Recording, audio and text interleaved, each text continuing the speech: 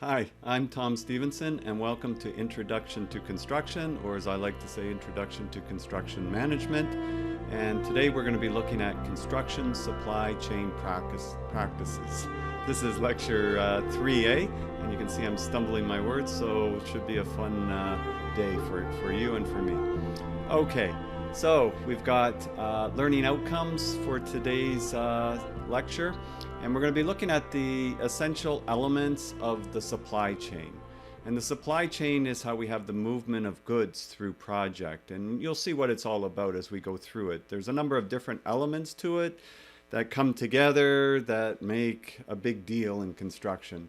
As we've probably seen even during the pandemic, when we had the pandemic at its height, that supply chains were an issue. You probably heard the term supply chains when, for example, people were concerned about whether they have enough toilet paper, and everybody's going out and they're trying to hoard toilet paper. And of course, that means that they run out of it, and nobody saw that coming. So there wasn't enough in the supply chain to replenish the goods, and it took a while to vamp things up so that things were moving again. So supply chains are really an important part of modern society. If we're going to thrive, we're highly dependent on supply chains.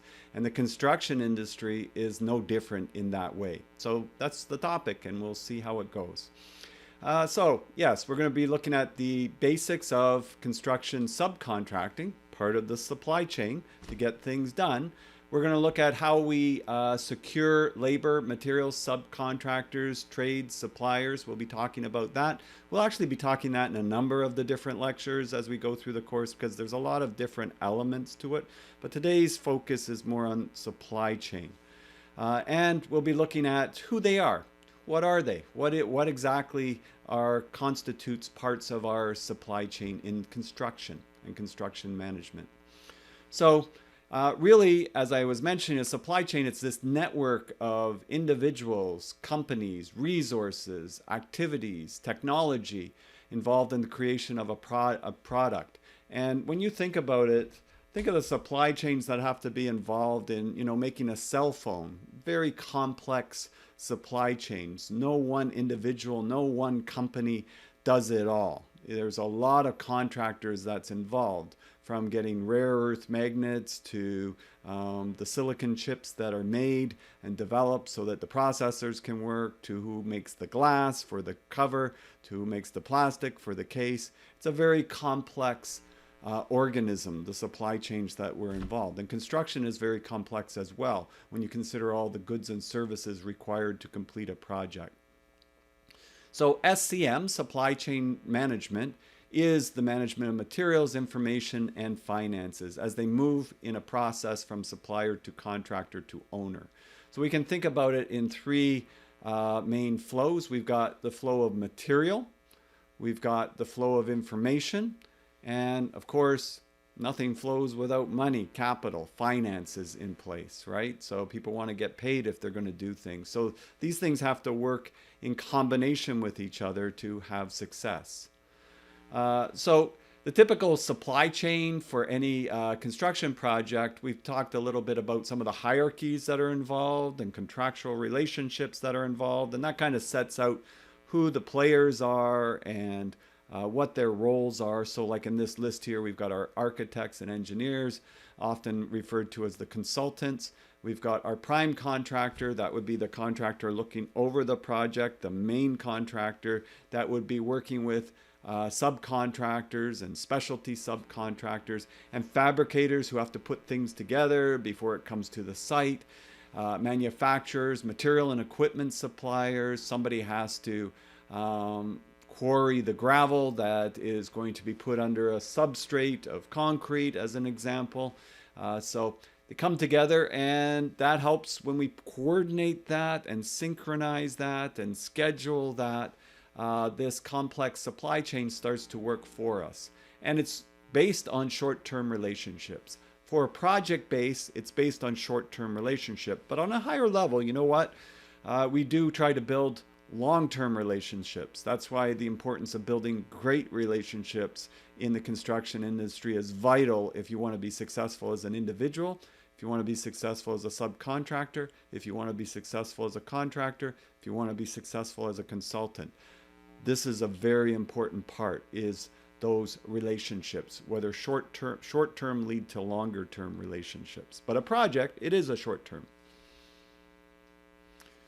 So the construction supply chain, you can think of these flows in this chart here, where you've got the project, you've got the consultants, the architectural consultant, you've got the structural engineer, the M&E engineers, all the consultants that may be involved, more than that, and that is very possible.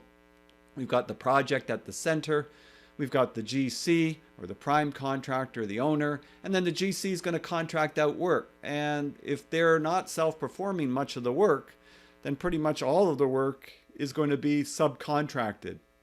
That's the value adding work. That's what the client is hiring you for, is to get the physical work done on the project. So each one of these subcontractors is going to need materials. They're going to need equipment. They're going to need things fabricated. They're going to need all of these finished materials that are going to come together depending on what the subcontractor does, and that's going to come into the project. So all of their stuff, from finished materials to fabricator materials, they purchase pieces and components from somebody else. And then those components are perhaps made, or like in the case of sheet metal, that would have to eventually come from iron ore, and maybe there's a galvanizing process, and there's materials that are involved in the galvanizing process, and so there's all these little interconnections that come into play. And there's information and money that flows one way, because the information, we have to know exactly what you want, and if that's not correct, then we've got problems. And then once we have that information, then the material flows back the other way. So we have to do a lot of checks and balances to make sure the information is correct, so that we don't get something fabricated that's incorrect, because that's going to cause conflict and claims and delays in the project and cost implications and quality implications. So there's a whole network of processes that's involved in that.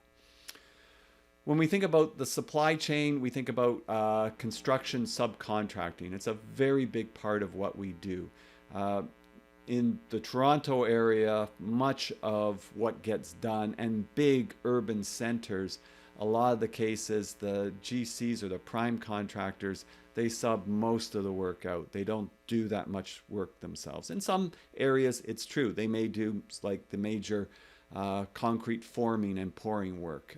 But depends on your urban center, wherever you may be, that can have differences and nuances. Like I know in Canada, Winnipeg, the trades will, the GCs will do much of the concrete work themselves, the prime GCs. But in Toronto, you can get better pricing through efficiencies with a lot of the forming subcontractors, so why do it? And why take on that risk if you don't need to, and you can get it done cheaper by somebody else? So subcontracting is an important and integral part of being successful in the construction industry. Now, as general contractors still coordinating the work, they're making sure that what's being done is what's supposed to be done. They're doing QC, quality control, quality assurance checks and processes in place to make sure that that happens. So it's really this balancing act that the GC does with coordinating the various trades and ensuring that they have the right work packages. The procurements have been done so that they know what they need to do. Another contractor covers the procurement, so we don't have gaps in what's being procured. Whenever we have gaps, then at the last minute, we're trying to fill those gaps. We don't get the best pricing, or we get delays in the supply chain because they're not ready. They weren't contracted ahead far enough. So we work very closely during the life of the construction project. And Eisenhower once said that plans are nothing, but planning is everything. What that means, well, maybe let's take a minute. What do you think it means? Plans are nothing, planning is everything. Does it sound like he's against planning? Plans are nothing, planning is everything. I'm going to say that his purpose of saying that is because Eisenhower, World War II, top general, oversaw the Allied forces in Europe. You have a plan, but you know what? As soon as you go into battle, something interrupts the plan. So you've got to be ready to replan. right? Tactics are, you have a strategy of what you want to do, but when you get into the game, things change, and you have to have tactics to bring you back and to adjust and to pivot. And really, the planning process is an ongoing, never ending process. And you're always doing different iterations to get yourself back in the path to achieve the overarching goal of what you're after.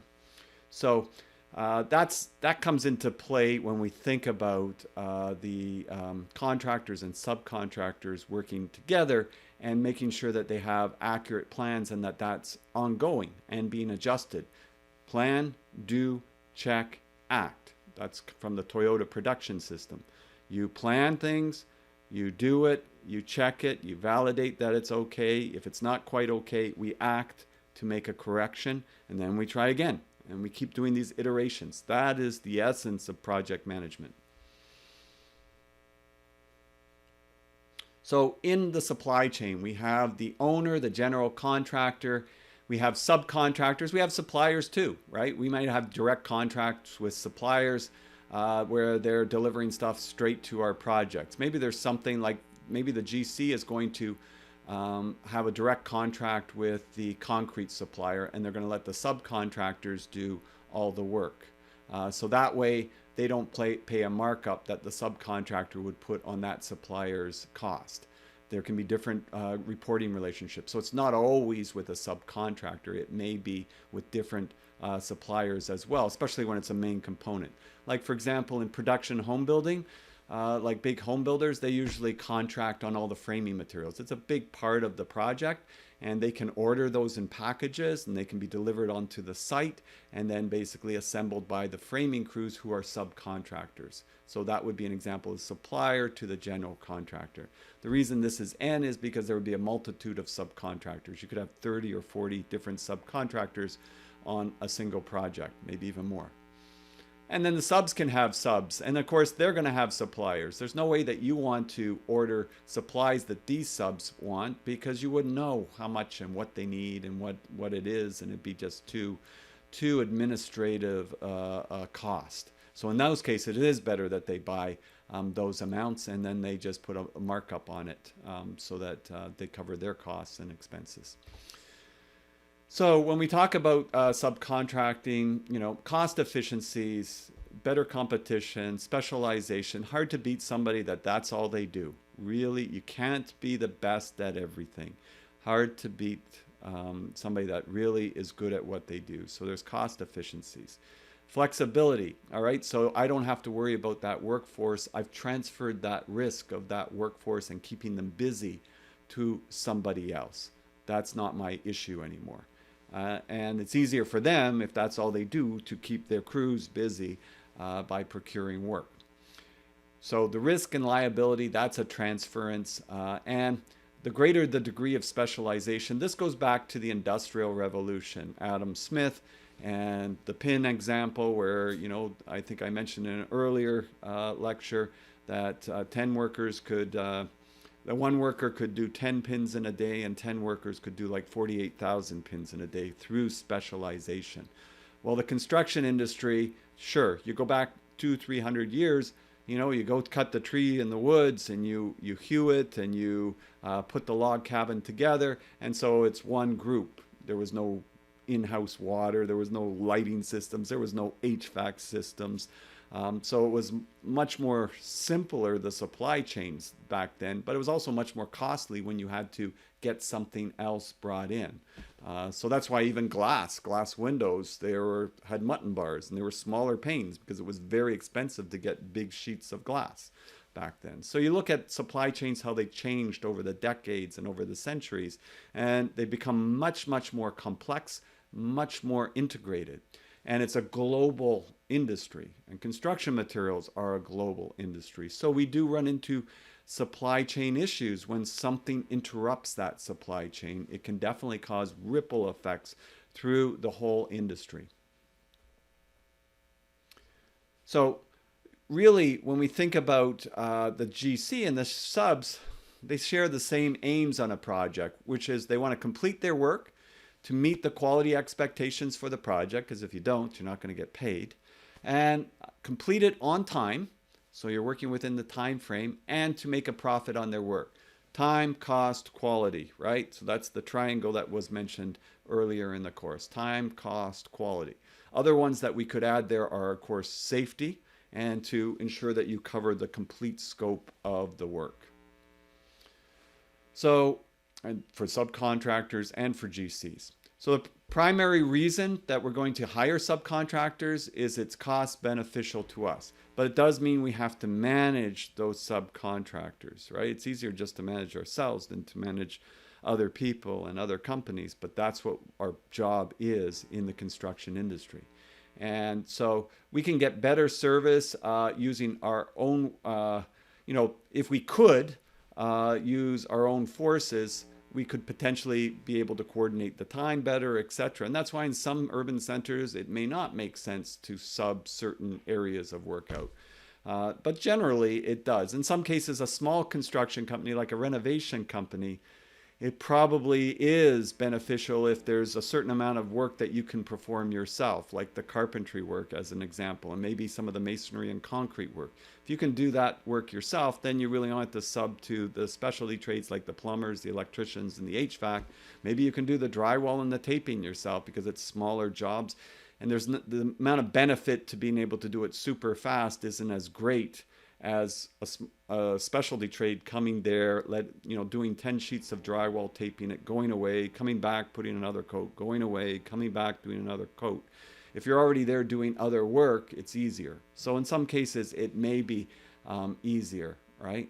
But you definitely have benefits to shifting responsibility of construction work to other trades, right? So this helps to shift some of those risks to other trades, especially when it comes to employment and employment laws, etc. If I'm a subcontractor, I would prefer to work with the same general contractors rather than different ones. The reason I would prefer that is I know how you operate, I know that you pay on time, I know what you expect, and I can make money from you. If I'm a GC, if I can work with the same subcontractors all the time, this works both ways, right? I know how you operate, I know the quality that you deliver on, you're reliable. This is a great relationship that's built up. So if I'm a subcontractor and I'm able to satisfy 4 or 5 or 6 contractors, I got a business because they're going to keep giving me work. I just got to not upset them and deliver what it is that they're after, and I've got a business. It is really helpful to steady the ebbs and flows of your business when you have constant clients or constant customers. So the GC is the customer for the subcontractor in traditional viewpoints on that. And if I'm the GC, I've got reliable source that's going to be doing the work. It's going to make it easier for me to manage them. That's a big deal. It's a really, really big deal. If I'm a subcontractor and I have to go looking for new work all the time, I'm not going to do that well. It's going to be a hard business to be in when I've got to keep looking for new work because I didn't satisfy the contractors that I was doing work with. Same thing with the GC. I want to keep my clients.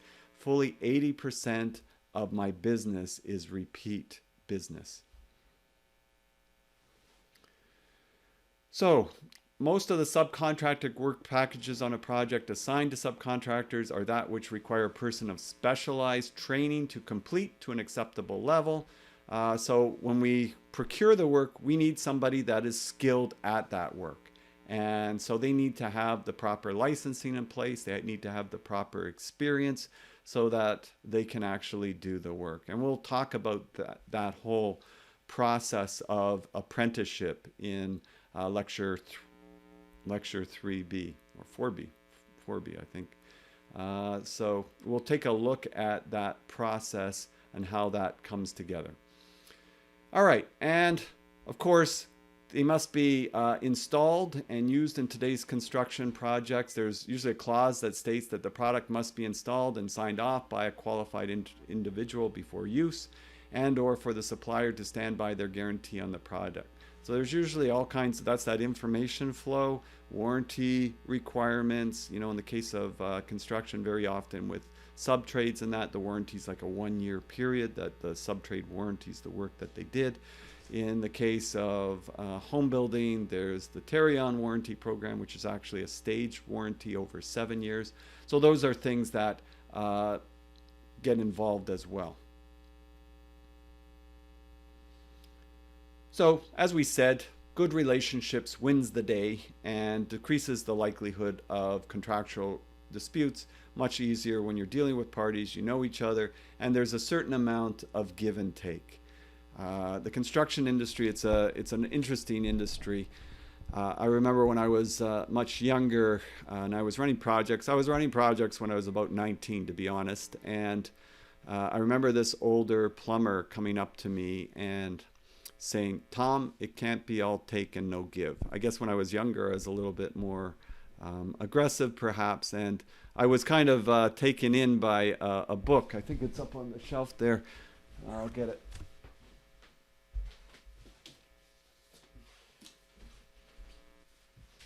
Called Give and Take, and hopefully you can see that all right. Give and Take, and it's written by Adam Grant. And so that book, Give and Take, really was about how people work in the industry and how they treat each other, not just the construction industry, in any kind of business environment. And Adam Grant, who's an award-winning professor at Wharton School of Business, he did some research and he categorized people into 3 groups. And you can think of yourself here as either givers, takers, or matchers. And what he found was that over their lifetime, who was the most successful. So he didn't look at a short period, he looked like over somebody's lifetime. Short periods can be deceiving. So he looked like if you were 30 years in an industry, how that person did in their career before they retired, as an example. And who do you think was the most successful? Givers. Givers are people that will help somebody else without expecting something in return. Takers, they would help somebody if they're going to get 10 times back in return. They'll also step on people to go wherever they got to get. And then matchers are like accountants. They're like, okay, I helped you for 3 hours 3 years ago. I need you for 3 hours this Saturday, and then we're even.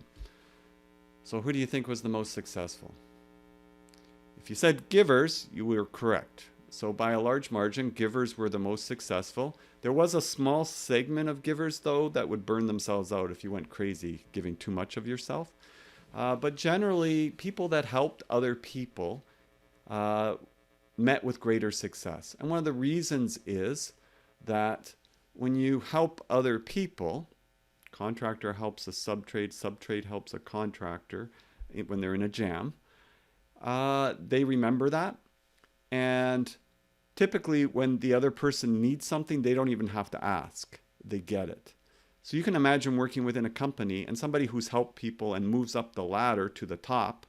People in that company are happy that person got there. They feel they deserve it. They did a good job. They helped many others to get there. And when something happens that person needs their help, they're more willing to help them.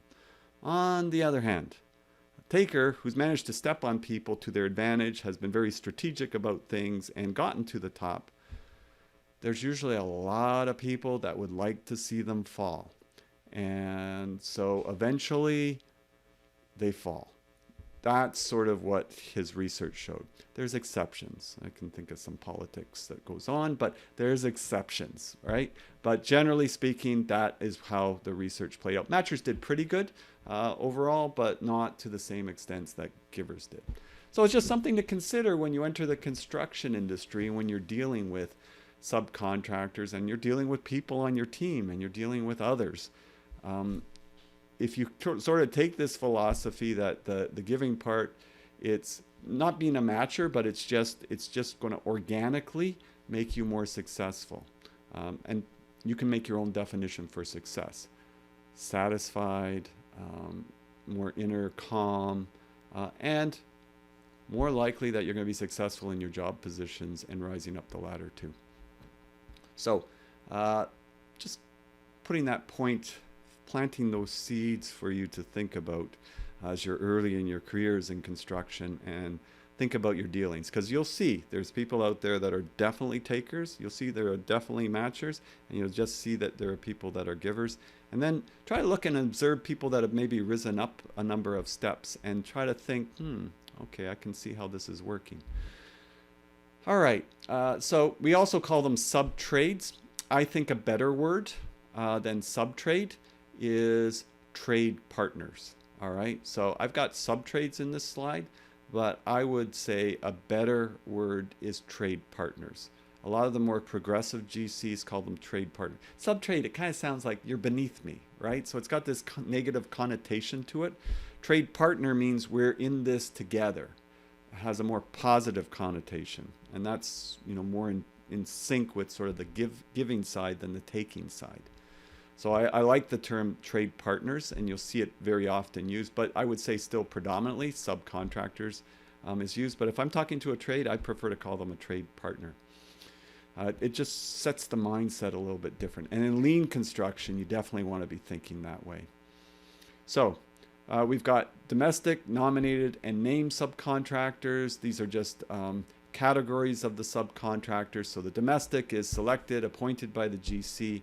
Work is competitively bid, and a subcontractor is selected and its price carried in the main bid. The domestic sub is chosen by the general contractor to carry out the subcontractor's work. They then enter into a contract only between themselves and the main contract. Neither the owner's consultants nor the owner themselves can influence the selection. So on a lump sum basis, as an example, it's going to be a domestic subcontractor. Nominated subcontractor selected by the owner to carry out an element of the works. The owner negotiates a price with the nominated subcontractor and then instructs the GC to appoint them for those works. The GC will include the subcontractor's price in their main contract, to which they add overhead and profit.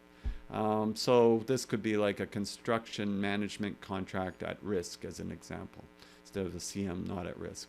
So in effect, the appointment of nominated subcontractor establishes a direct contractual relationship between the owner and the subcontractor. The nominated subcontractors are typically paid by the owner directly. So in that case, it kind of contradicts what I just said. The CM not at risk, if the owner's paying them directly, is where you're not at risk for the payments to that subcontractor. So there's two CM construction management contracts, at risk and not at risk. Not at risk is usually the popular one if you're going to be a construction manager, because that just means you're being hired for your managerial services and you're getting paid usually a percentage of the project amount to perform that function. And usually then it's sort of a discussion that you help the owner to select the contractors, but the contract is between the owner and the subcontractor. Named subcontractor for a particular work package is listed from a list of acceptable subs provided by the owner. Named subs are allowed for in tender documents for the main contract. The GC seeks tenders for the subcontractor work package from the named subcontractor, places a subcontract with the successful tenderer, and the subcontracted price is carried in the main bid. This helps owners to ensure that they're selecting contractors that they probably have experience with, and usually you're going to find owners that have had a fair bit of project experience doing this kind of thing, where they may request named subcontractors. You know, if you were a big organization, University of Toronto might come to mind, where you know you do $1 billion plus in contracts a year. It might be a thought that could be a process that you could use, because maybe you don't want to have subcontractors on your site, especially if it's in renovation and maintenance work, that aren't familiar with, you know, the rules, regulations, and how U of T operates. You got to protect students and all of those other things. That might be a thought. It's not necessarily, but that might be a reason why they might do that. All right, so it allows the owner to influence the GC's selection of subcontractors whilst leaving responsibility to the GC, as I was saying. So some of the keys to a successful subcontracting is preparing complete scopes of work, not having gaps, not having overlaps. It's not great too when two contractors are supposed to do the same thing, although that's better than having gaps in my mind. Because otherwise you got to take a chunk out of one's contract.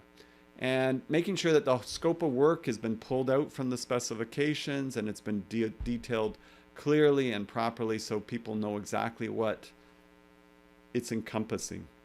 Very important that people understand what it's encompassing. And before you hire somebody, there should be a pre-award meeting that you go through the scopes and you make sure there's clarity and mutual understanding between the work that is to be performed. So really, the scopes of work, and when we talk later about the 16 division format and the 50 division format and specifications, the scope of work pulls out what those trades are supposed to be doing and will give specifics. So a masonry trade will have its own scope of work that would entail all the brick, the block work that has to be done on that particular project. There might be a scope of work for the window. Now, if it's an installing subcontractor, they may be supplying and installing the windows. So what's their scope of work involved? So we look at the project, we break it down into packages, which would be the subcontractors that we're going to hire or suppliers. And we come up with scopes of work and we make matches between the scopes of work and the subcontractors that are going to perform the work. And we try to be very detailed and diligent that we're not missing areas. So once we take this, we fill in the actual subs that will be performing those areas of work. And then we also look for, are there any gaps with that? You have to be really careful when you're procuring the work, especially in construction where you have intersections of different materials. That's usually where you're going to have problems as to who puts in the flashing, who supplies the flashing, who goes first, who goes second, these kind of things, because that gets really complicated. Sometimes I'll take a different colored highlighters on section details and I'll highlight them to show, okay, this is yellow is what the roofing contractor is doing, and red is what the framing contractor is doing, and blue is what the masonry subcontractor is doing. So there's some clarity on who's doing what. And then if there's a problem with that, we have that discussion and we work it out. So if we say the word self-perform, it means that the general contractor is going to be doing the work with their own forces. And as I've already kind of mentioned all that, so I won't get into that. And so the construction trades, there's a lot of different construction trades. And there's new trades that are evolving and trades that are disappearing in some cases. The plastering trade. There are plasterers, but they're few and far between. When I was a kid, there was lots of plasterers. Now they're drywall tapers and etc. There's much more of that. It's still, if you're really good at plastering, there's a good sort of niche for you in that, but it's not a predominant trade. Things like a building automation systems technician. There was no such thing 30, 40 years ago. Building automation systems technician, what were you automating? But now it's an important integral part to make sure that our systems talk to each other properly. So yeah, you have a list of the trades employed by subcontractors. So these are typical trades that you may find on construction sites. This is by no means a definitive list, right? There is a lot more to this list than just what I've got here. But it's just giving you good examples. So that's pretty much what I wanted to cover in lecture 3A. We will be moving on to lecture 3B, where I want to get into a little bit about these trades and what is required for them to do. But hopefully you've got a good understanding of what a supply chain is, how it functions, how it's critical to the construction process, and it's pretty much critical.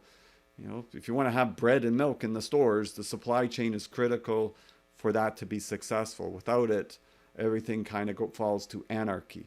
So we have to have systems in place that ensure that the supply chain works. And if there's something that can interrupt the supply chain, then we have to take some pretty quick actions. Governments will take pretty quick actions, especially when you talk about essential goods and services, to ensure that that supply chain is able to keep moving.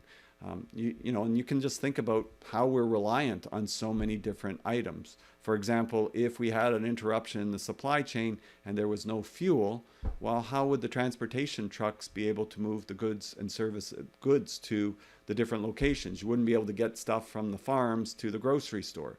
So one thing can have this ripple effect to other things. So that's that integrated network. And it's pretty good to think about supply chains as an integrated network, because we're going to be talking about construction projects and how the critical path is an integrated network of how we build it. So there's a lot of networks and systems and processes that are in everything that we do, and we have to work with them, and we have to make them as efficient as possible to help us achieve our goals of time, cost, and quality.